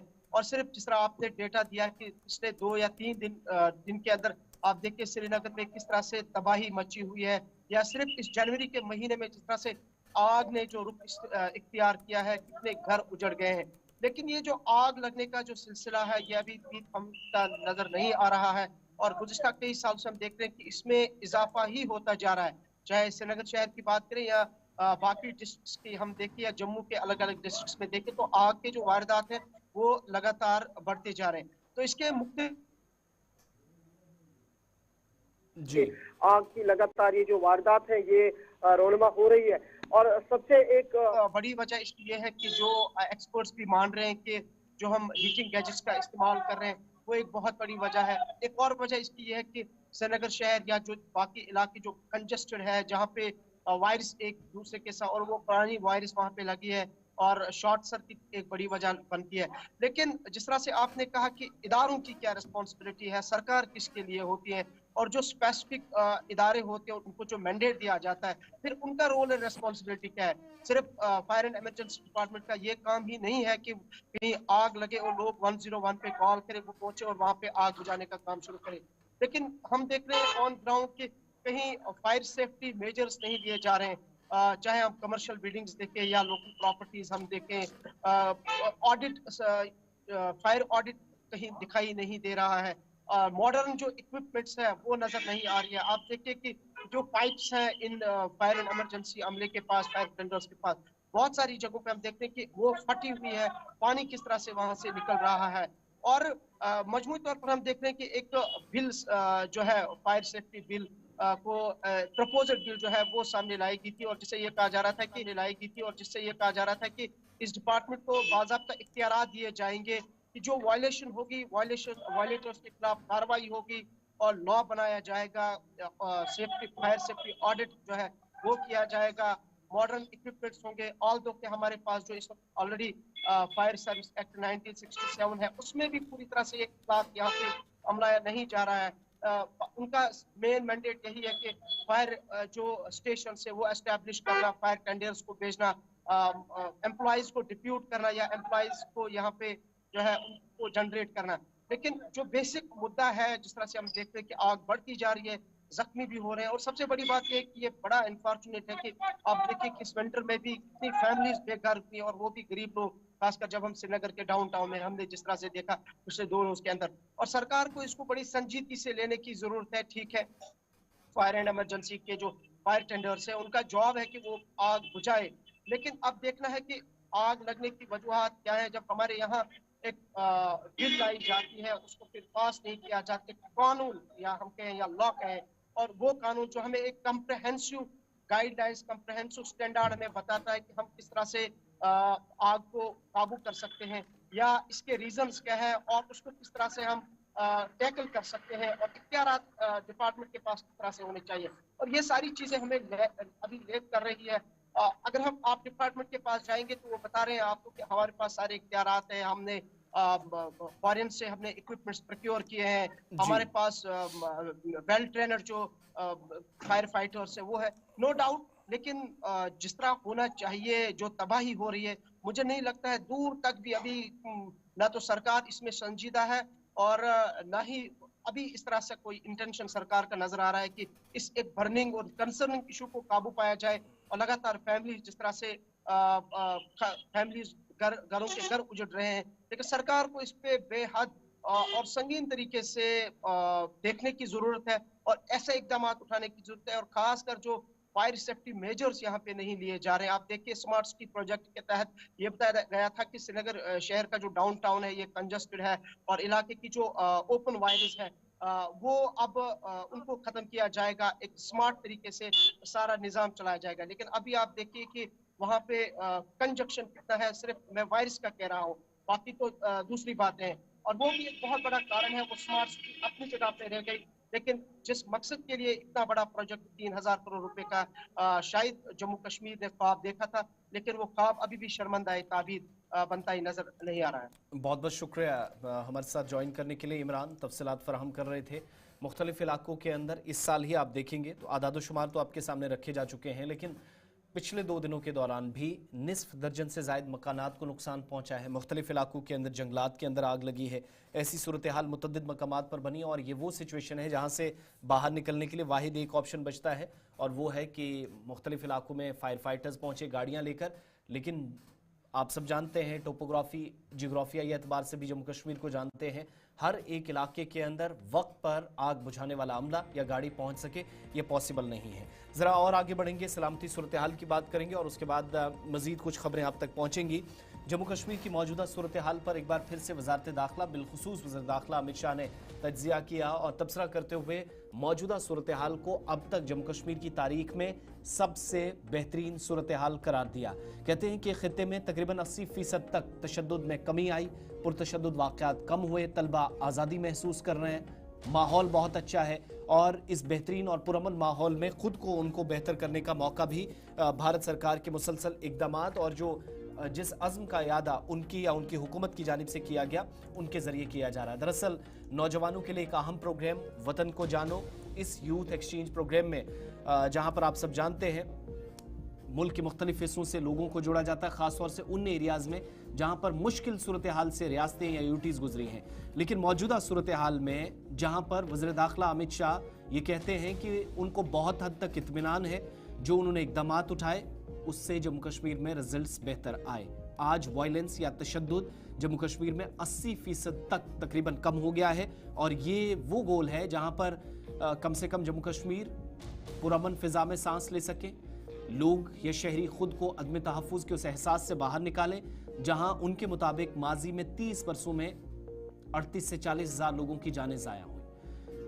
यूथ एक्सचेंज प्रोग्राम वतन को जानो के तहत लोगों को, नौजवानों को, बिलखुसूस तलबा को जोड़ने की एक कोशिश भी है ताकि हुब्बुल वतनी का जज्बा भी पैदा हो और अमन व अमान की सूरत हाल कायम करने में कलीदी किरदार तलबा का हो। वादी कश्मीर में मौजूदा वक्त में जो सूरत हाल है उनके मुताबिक ये तो हुकूमत का गोल था ही, लेकिन जम्मू कश्मीर तब तक उनके मुताबिक मुकम्मल तौर पर बेहतर नहीं होगा जब तक शहरियों का खून बहना 100% बंद ना हो जाए। इतना ही नहीं, जम्मू कश्मीर के अंदर तामीर और तरक्की के हवाले से बात करते हुए कहा कि मौजूदा वक्त में तामीर और तरक्की का ढांचा या जम्मू कश्मीर में दरियाए चिनाब पर सबसे बड़ा रेल ब्रिज जिसका तज़किरा करते हुए कहा गया कि इंजीनियरिंग का सबसे बड़ा कारनामा किसी भी दूसरी रियासत, किसी भी दूसरे मुल्क के अंदर जो नहीं है वो जम्मू कश्मीर के अंदर है। Largest cable bridge Jammu Kashmir के अंदर है। तामीर और तरक्की में उनके मुताबिक टूरिस्ट डेस्टिनेशन जम्मू कश्मीर बने, इसके लिए मस्बत इकदाम जो मरकज से उठाए गए वैसी सूरत हाल आज के वक्त में दिख रही है और जो मस्बत नताइज हम तवक्को कर रहे थे आए वो आए हैं। ये तो एक बात मरकजी वज़ीर दाखिला के मुताबिक जिनने जम्मू कश्मीर में जितने इकदाम उठाए गए उसके पॉजिटिव रिजल्ट्स आए हैं, उस पर उन्होंने मुसर्रत का और इत्मीनान का इजहार किया है। आगे बढ़ते हैं, बात अब जरा आपको बताते हैं उन लोगों की भी जो जम्मू कश्मीर के अंदर बेघर अफराद हैं। चीफ सेक्रेटरी ने इस सिलसिले में एक अहम तरीन इजलास की सदारत की है और मरकजी खित्ते के अंदर जितने भी लोग बेघर हैं उनके लिए एक और डेडलाइन फिक्स कर दी गई है। खासतौर से मुतलका महकमे को चीफ सेक्रेटरी की सदारत में जब इजलास हुआ तो मार्च के महीने तक सर्वे मुकम्मल करने की हिदायत दे दी गई है और चीफ सेक्रेटरी की सदारत में housing and urban development department का जो इजलास मुनक्किद हुआ, इसमें कहा गया कि मुख्तलिफ हिस्सों के अंदर जहां जहां पर बेघर अफराद हैं उनकी शनाख्त के लिए जिस सर्वे की शुरुआत ऑलरेडी जम्मू कश्मीर हुकूमत कर चुकी है, मुतलका महकमे पर यह जिम्मेदारी आयद होती है कि मार्च के महीने तक ये सर्वे मुकम्मल कर लिया जाए ताकि उन लोगों की शनाख्त हो सके जो मुख्तलिफ खित्तों के अंदर रहते हैं और जिनको इस वक्त सरकार की या हुकूमत की जानिब से इमदाद की अशद ज़रूरत है। ये इकदाम उस वक्त उठाने की कोशिश हो रही है जब ऑलरेडी जम्मू कश्मीर के अंदर आप सब जानते हैं हुकूमत के मुताबिक गरीबी की सतह से लोग बाहर निकले।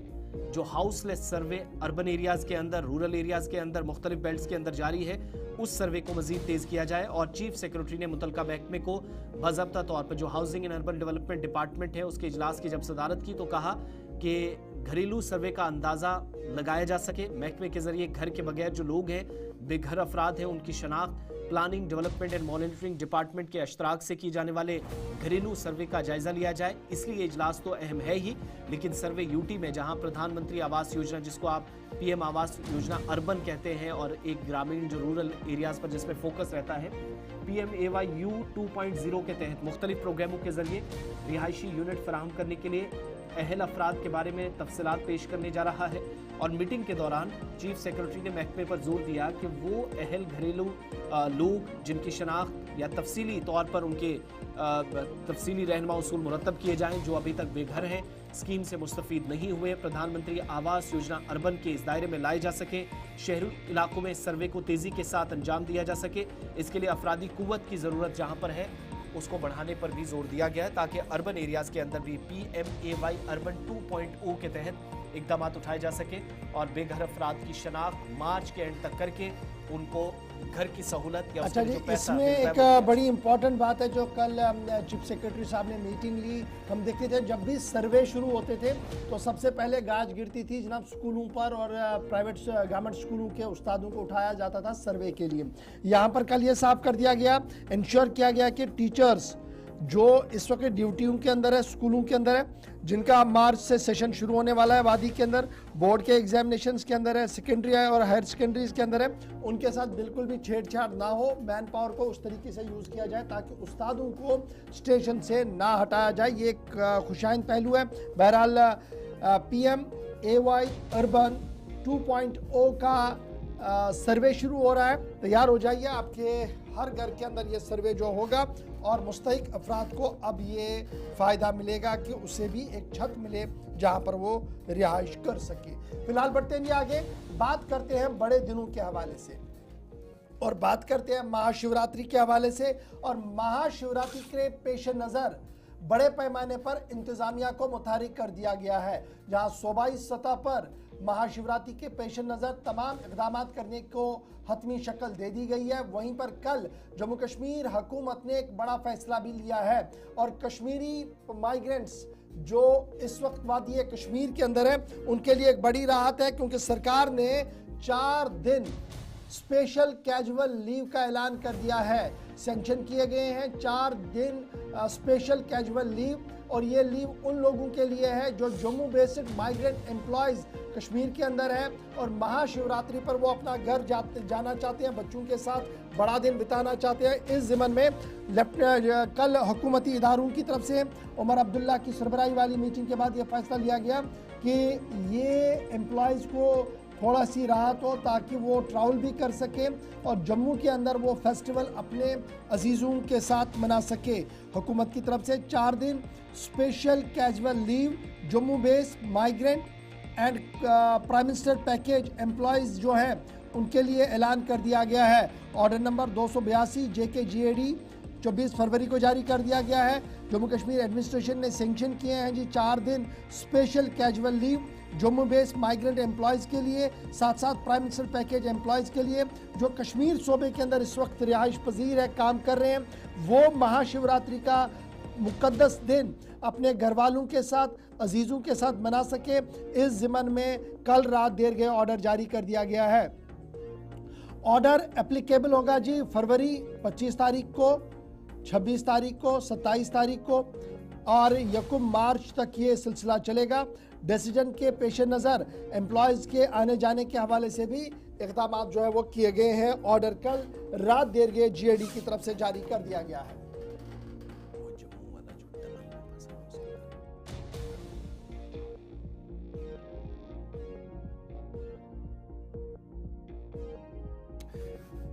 चलिए आगे आप जरा बात उस नौजवान की भी करते हैं जो तेलंगाना की रियासत में एक सुरंग में फंसा है। 8 मजदूर अब भी जो सुरंग में हादसा पेश आया है, सुरंग बंद हो गई है, उसमें जो 8 मजदूर फंसे उसमें जम्मू कश्मीर का एक नौजवान भी जिसका ताल्लुक जम्मू से है। तेलंगाना में सुरंग हादसे में टनल में फंसने वाले 8 नौजवानों में सनी सिंह जिसका ताल्लुक जम्मू से है, अहले खाना का इस वक्त बुरा हाल है, जो दुआई दे रहा है कि फौरन से तमाम लोगों की जान बचाई जाए। और जो 8 लोग फंसे हैं इनमें उनका बेटा भी या सनी सिंह जिसका ताल्लुक जम्मू से है वो अभी भी शामिल है, अभी भी फंसा हुआ है। इसकी तस्दीक खुद उनके घर वालों की जानिब से की गई मकामी अथॉरिटीज़ ने भी। और जम्मू के प्रगवाल गुड़ा मनहासा से ताल्लुक रखने वाले 28 साला मशीन ऑपरेटर सनी सिंह तेलंगाना में मुनहदिम सुरंग के अंदर फंसने वाले 8 अफराद में शामिल है। 3 दिन से उनके घर वालों का रो रो कर बुरा हाल है। अरकान ख़ानदान ने हुकूमत से उन्हें किसी भी तरीके से बचाने की इल्तिजा की है। मुसलसल कोशिशें इस सिलसिले में तेलंगाना के अंदर की जा रही है और सनी सिंह का ख़ानदान इस हादसे से बुरी तरह टूटा है। सुरंग में सनी सिंह के फंसने की खबर सुनकर उनके घर पर रिश्तेदार और पड़ोसी मुसलसल जमा हो रहे हैं और ख़ास दुआओं का भी अहतमाम किया जा रहा है कि सनी सिंह जिसकी तस्वीर आप देख रहे हैं वो सही सलामत वापस बाकी मजदूरों के साथ निकल आए। सनी सिंह की मां कमला देवी जो बताती हैं कि 5 साल से कंस्ट्रक्शन कंपनी में वो मुलाजमत कर रहा था, घर का वाहिद कमाने वाला फ़र्द है या शख्स है। और सनी के वालिद राम सिंह ने भी बात करते हुए कहा कि हादसे के बारे में साइट पर काम करने वाले एक रिश्तेदार से उन्हें मालूम हुआ, तब से कोई जानकारी नहीं मिली। हुकूमत से दरख्वास्त की जा रही है कि उनके बेटे और बाकी तमाम मजदूरों को फौरी तौर निकालने की कोशिश हो। सनी की बहनों की तरफ से भी कहा गया कि 5 साल हो गए थे, इस तरह का कोई अनफॉर्चुनेट इंसिडेंट नहीं हुआ, सारी चीज़ें बेहतर जाती रहीं और अगले महीने घर आने का वादा भी किया गया था, लेकिन ये मालूम नहीं कि वो ज़िंदा है या नहीं। और जो मकामी अथॉरिटीज़ तस्दीक कर रहे हैं कि 8 लोग जो फंसे हैं उनकी हालत बिल्कुल अच्छी नहीं है, जो हमारे पास जानकारी है। सुरंग के अंदर ख़राब हालात और ऑपरेशन की पेचीदगियों का हवाला देते हुए मुतलका हुकाम अभी तक फंसे हुए अफराद की हालत के बारे में कुछ भी बताने से कासिर है, जिसकी वजह से फंसे हुए कारकुनान या जो वर्कर्स थे उनके अहले खाना में बेचैनी मुसलसल बढ़ती जा रही है। वर्कर्स या जो उनके रिश्तेदार हैं तेलंगाना के ज़िला नागर कर्नूल पहुंचना भी शुरू हो गए हैं और हुकाम ये यकीन दहानी करा रही है कि तमाम वसाइल को बुरुकार लाया जा रहा है, किसी भी तरीके से 8 मजदूरों की जान बचे। लेकिन फंसे मजदूरों के अहले खाना का सब्र मुसलसल टूटता जा रहा है, क्योंकि अथॉरिटीज़ जब लबकुशाई नहीं कर रही हैं, दैट मीन्स वो जो पेचीदगियाँ थी वो ख़त्म नहीं हो रही हैं। इसी तरह का एक अफसोसनाक वाक़या उत्तराखंड में भी 1.5 बरस कबल पेश आया था, लेकिन बाद में अच्छी खबरें उस वक्त मिलना शुरू हुई थी कि तमाम के तमाम जो 30-32 मजदूर थे वो सही सलामत निकल कर आए थे। लेकिन यहाँ टनल में बताया जाता है कि पेचीदगियाँ ज़्यादा है, अंदर हालात ख़राब हैं, टनल के अंदर पानी मौजूद है और ऑपरेशन साइट पर ऑपरेशन को आगे ले जाने में मुश्किलात पेश आ रही हैं, इसलिए एडमिनिस्ट्रेशन भी ज़्यादा लबकुशाई नहीं कर रही है। तवज्जो इस बात पर है कि 8 मजदूरों की जान कैसे बचाई जाए। सनी सिंह, जिनके अहले खाना ने इतलात यह है कि शायद वो भी वहाँ जा सकते हैं, लेकिन मुतद्दिद जो लोग फंसे हैं उनके घर वाले वहाँ पहुँचना शुरू हो गए हैं। लेकिन अच्छी खबरें फ़िलहाल टनल जहाँ पर तेलंगाना के अंदर हादसा पेश आया वहाँ से बिल्कुल भी कुछ अच्छा या अच्छी इतलात मौसूल नहीं हो रही।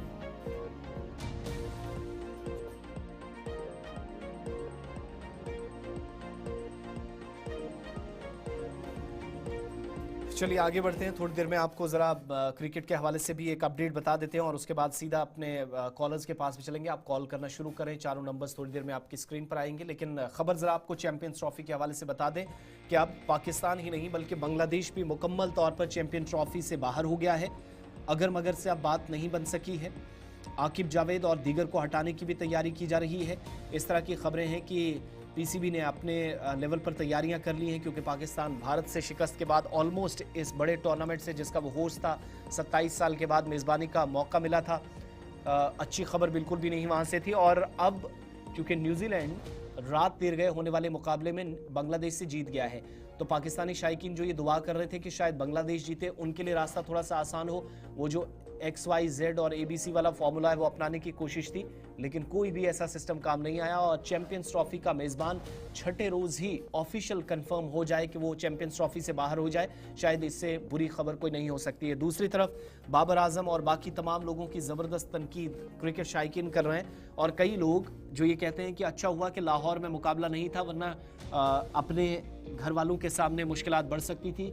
दुबई के अंदर होने वाले मुकाबले में जिन्होंने 4.5-5 लाख रुपए के टिकट्स खरीदकर मुकाबला देखने की हर मुमकिन कोशिश की थी, उन तमाम लोगों को जैसे ही बुरी खबर मिली टीम इंडिया वहां से जीती, शोएब अख्तर ने भी पाकिस्तानी फैंस का या जो क्रिकेट के शायकीन हैं, दुखी हैं, अभी भी रो रहे हैं, उनको सहारा देने की कोशिश है और कहा कि आपकी गलती है, बाबर आजम फ्रॉड है या बाकी खिलाड़ी फ्रॉड है, आप लोगों ने अपने खुद हीरोज चुने हैं, इन लोगों को हीरो बनाया जो आज टीम को नाकाबिले यकीन शिकस्त हुई है, आपके इन पसंदीदा हीरोज़ की वजह से हुई है। बहरहाल टूर्नामेंट जारी है। भारत अपना अगला मुकाबला जाकर 2 मार्च को न्यूजीलैंड के साथ खेलेगा, जिसकी फाइनल कंफर्मेशन ऑलमोस्ट हो गई है।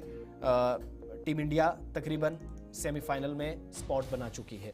आगे बढ़ेंगे, कुछ ही मिनट्स हमारे पास है, कॉलर्स की तरफ चलेंगे, एक एक करके आप लोगों की बात सुननी है। चारों नंबर स्क्रीन पर आ रहे हैं, एक एक करके कॉल करें, कम वक्त लें, फटाफट से अपनी बात रखिएगा। फर्स्ट कॉलर लाइन पर। हेलो,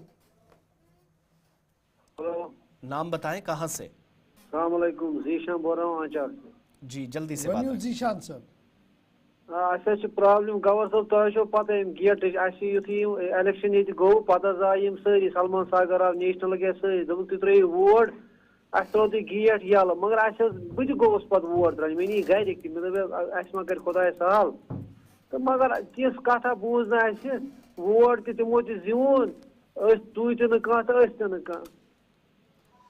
बड़ा शुक्रिया जीशान कॉल करने में। दरअसल 2 बड़े इंपॉर्टेंट इश्यूज है, एक तो ये सोहरा इंस्टीट्यूट का बैक साइड वाला गेट बंद है, दूसरा इशू जो कंटिन्यूसली आ रहा है वो आ रहा है कि जो सीडी अस्पताल द्रुकजन का है वहाँ पर भी एक गेट को बंद किया गया है। कल रात को भी हमारी न्यूज़ रूम को 2-3 कॉल्स वहाँ से आई कि जनाब ये नाइंसाफ़ी है जी, आवाम को अगर वहाँ से जाना, लोग मकामी लोग वहाँ से जा रहे थे, गेट बंद कर दिया गया, पता नहीं लग रहा कि आखिर क्या वजह है, क्यों इसको बंद किया गया। अगर सालों साल से ये गेट चल रहा तो लोग वहाँ से आ रहे थे, तो मामला थोड़ा सा पेचीदा हो रहा है। सोहरा के बाद अब मामला सीडी अस्पताल का भी मुसलसल खबरों में आ रहा है। एक और कॉलर हमारे साथ है जी। हेलो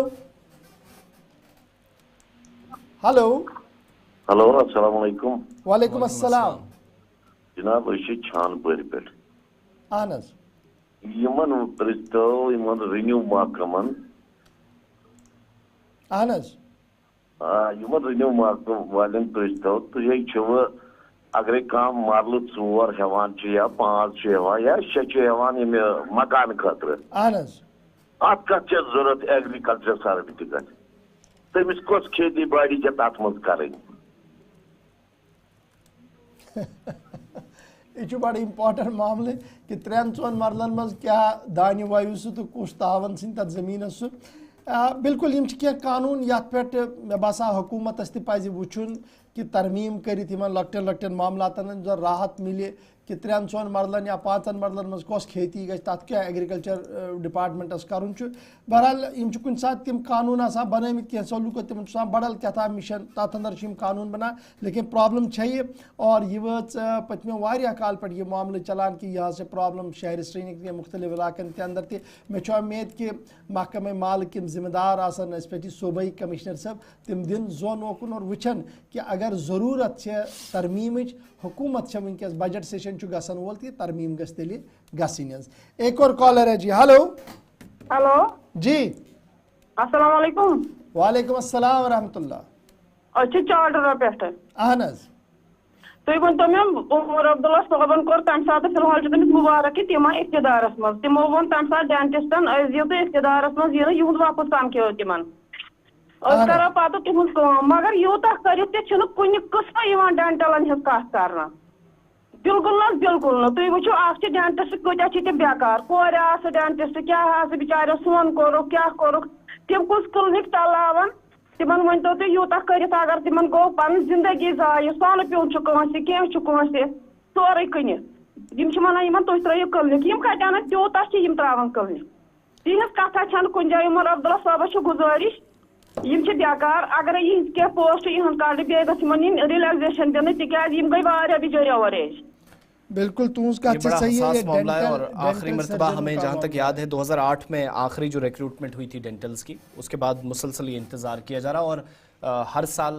फिर डेंटल कॉलेजेस कश्मीर और जम्मू के अंदर भी मेडिकल कॉलेजेस से जो लोग निकलते हैं दर्जनों लोग बाहर आते हैं पढ़ के लेकिन ऑफिशियली कोई भी नौकरी नहीं मिल रही है। अगर नहीं ये डेंटल कॉलेज कत चला ये प्रेत वरी करान सिलेक्शन बिल्कुल सठा शुक्रिया कॉल करने बाबत ये बड़ा इंपॉर्टेंट है जी। अगर गवर्नमेंट ने एब्जॉर्ब नहीं करनी है तो फिर कॉलेज में इतना एडमिशन ना दे। ये धोखा एक लग रहा है कि मैंने जी BDS किया बाद में जब वो बाहर आता तो पता लगता है ना सरकार के दरवाजे तो सारे बंद है। फिर सरकार ने एक स्कीम बनाई कि अब आप लोन लीजिए अपना डेंटल क्लिनिक खोलिए।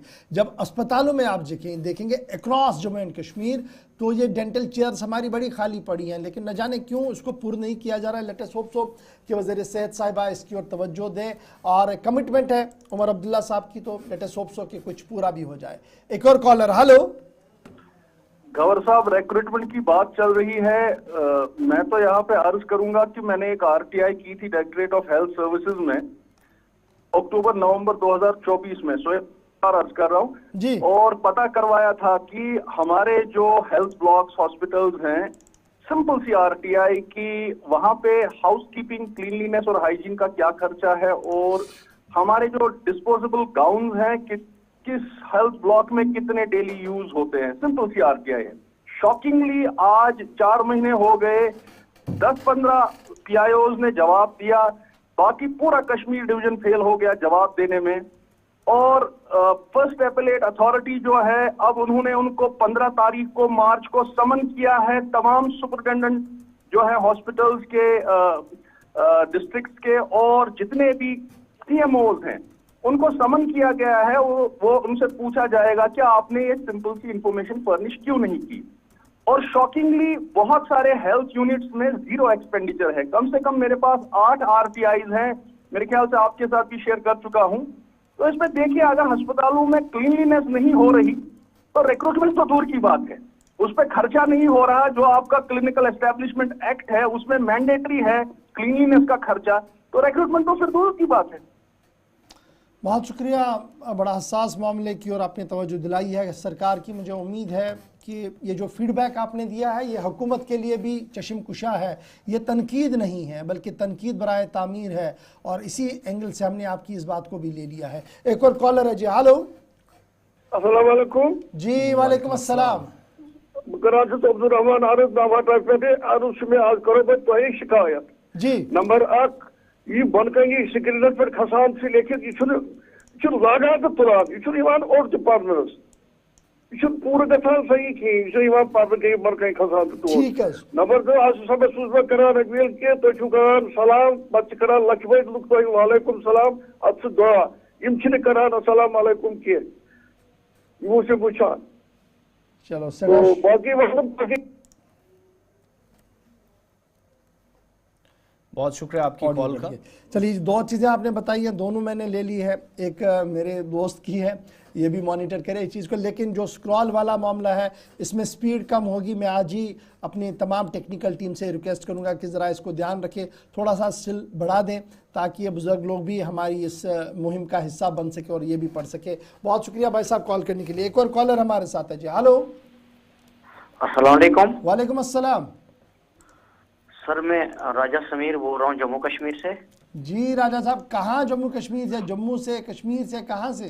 मैं कश्मीर अनंतनाग से बोल रहा हूँ सर। बहुत बढ़िया, बताएं सर। ये आपका प्रोग्राम हम हर रोज देखते हैं, बहुत अच्छा ये आपने इनिशिएटिव लिया है। ये आप जो दहेज के बारे में बात करते थे और बीच में फोन प्रोग्राम रखा है, अपनी बात हम लोग रख सकते हैं आपके चैनल के माध्यम से, बहुत अच्छा है, हम सराहते हैं आपके चैनल को। पर सर जब से सरकार बनी है इन्होंने वो राशन डबल के लिए बोला था वो भी नहीं मिला, सिलेंडर की बात भी खा गए। अब उसके बाद वो जो कह रहे थे कि कुछ डेली वेजर का करने का, वो भी कुछ बात नहीं हो रही है। तो सरकार तक हमारी कम से कम बात पहुंचाई जाए गरीब लोगों की, ताकि ये अपनी जो उमर अब्दुल्ला साहब हैं ये कुछ करें। ये जो वादे किए हैं खाली ये वादे ही थे या फिर 100 दिन भी पार हो गया? पहले 1 महीने की बात कर रहे थे कि कर देंगे हम शुरू काम, 100 दिन पार हो गए, ये काम इन्होंने किए नहीं है। तो अब आप ही बेहतर जानते हैं, आप हमसे क्या क्या न्यूज है, क्या हिसाब किताब है, इन तक बात पहुंचाइए कि ये वादे पूरे क्यों नहीं हो रहे। वाले मामले में 1 मार्च तक इंतजार कीजिएगा, मार्च का वादा था। लेट इट बी कि बजट सेशन में शायद कुछ अनाउंसमेंट हो जाए। मैं कोई प्रेडिक्ट नहीं कर रहा हूँ कि कुछ होगा, लेकिन कुछ चीज़ें हैं जो शायद पाइपलाइन में और आने वाले दिनों में मिल सकती है। लेकिन ज़रूर प्रेशर है उमर अब्दुल्ला पर, ये तो मानना पड़ेगा। अगर उमर साहब ये कह रहे हैं कि मुझे जी 5 सालों के लिए मैंडेट दिया गया है और एक ही दिन में ये सारा काम नहीं होगा, उनकी बात अपनी जगह बिल्कुल सही है। लेकिन अगर 90 डेज़ और 100 डेज़ और 400 डेज़ का कोई टारगेट कहीं कहीं पर लिखा गया है तो उस पर उमर साहब को फिर जवाब भी देना पड़ेगा आवाम के सामने जब दोबारा वोट मांगने के लिए जाएंगे। सो बड़ा इंपॉर्टेंट है, आजकल ट्रांसपेरेंट ज़माना है। आपने बात की, बात ऑन ईयर हो गई, हुकूमती इदारों ने सुना, और कोई दोस्त मुझे लिख रहा है पार्टी की तरफ से, नेशनल कॉन्फ्रेंस की तरफ से, जनाब हम मॉनिटर कर रहे हैं हर एक चीज़ को, ऐसा नहीं है कि नज़रअंदाज किया जाएगा, हर एक चीज़ को देखा जा रहा है और प्रॉपर टाइम पर हर एक प्लेसमेंट भी होगी। एक और कॉलर हमारे साथ। हेलो, नाम बताएं, कहां से? हेलो। हेलो जी गौर साहब, आदाब। Sunil Pandita from Jammu Kashmir at present जगती। आदाब सर, आदाब सर। सबसे पहले आप लोगों को, सबों को, जो पूरी टीम को जो है शिवरात्रि मुबारक। आपको भी बहुत बहुत मुबारक। और वो दिन आज हमें जो है बहुत याद आते हैं कि जो हम 90 से पहले अपने मातृ वतन में मनाते थे। जो लोग हमें उस समय जो है जैसे लोहार था, दूध वाले थे, उनको भी मैं आपके माध्यम से जो है शिवरात्रि मुबारक कहना चाहता हूँ। बहुत शुक्रिया भाई साहब। दूसरा सर ये चीज है कि इतिहास है कि आज इतने बड़े त्योहार पर, इतने बड़े दिन पर जो है कि हमें यहाँ पर जगती में जो है पानी नहीं है, और लाइट तो जो है कल रात से जो मतलब कम से कम 12-1 बजे जो आई रात को लाइट। तो मैं आपके माध्यम से सरकार को बोलना चाहता हूँ, इतना बड़ा त्योहार है हमारा, इसमें जो आप पानी और लाइट जो है बंद कर रहे हैं तो मुझे लगता है नाइंसाफी है। सुनील जी बहुत शुक्रिया। आपकी इस मामले को ज़रूर हुकूमती इदारों के नोटिस में लाया जाएगा अभी थोड़ी देर में ही, और मैं कोशिश करूंगा कि आज के बड़े दिन के मौके पर आप जहां जहां पर भी लोग रह रहे हैं सबको कम से कम ये जो बुनियादी 2-4 चीज़ें हैं वो मिलनी चाहिए। और I will try my level best. आपने तो बात कर ही ली, बात गई होगी अक्रॉस द स्टेशन, क्योंकि अभी जब हम बात कर रहे थे उमर साहब की तो उनके एक साथी ने कहा कि हम मॉनिटर करें, लेटेस्ट होप्स की ये बात भी वो मॉनिटर करें और हुकूमती इदारे ज़रा मुतहरिक हो जाए। लास्ट कॉल ले लेते जी प्रोग्राम की। हेलो। हेलो जी। आदाब जी। आदाब सर। सर मेरी एक रिक्वेस्ट है, पहले भी 2-4 बार की हुई है जी, आज दोबारा आपको तकलीफ दे रहा हूँ। एक्चुअली मैं श्रीनगर से हूँ लेकिन मेरा रेजिडेंस जम्मू में है। पंचवती अपार्टमेंट के पीछे एक नाला आ रहा है जिसका हमको 21 से लेके आज तक बहुत नुकसान हो रहा है, करोड़ों में नुकसान हो रहा है। जबकि पिछली बार फ्लड आया तो एक नायब तहसीलदार की जान भी चली गई थी उस फ्लड में।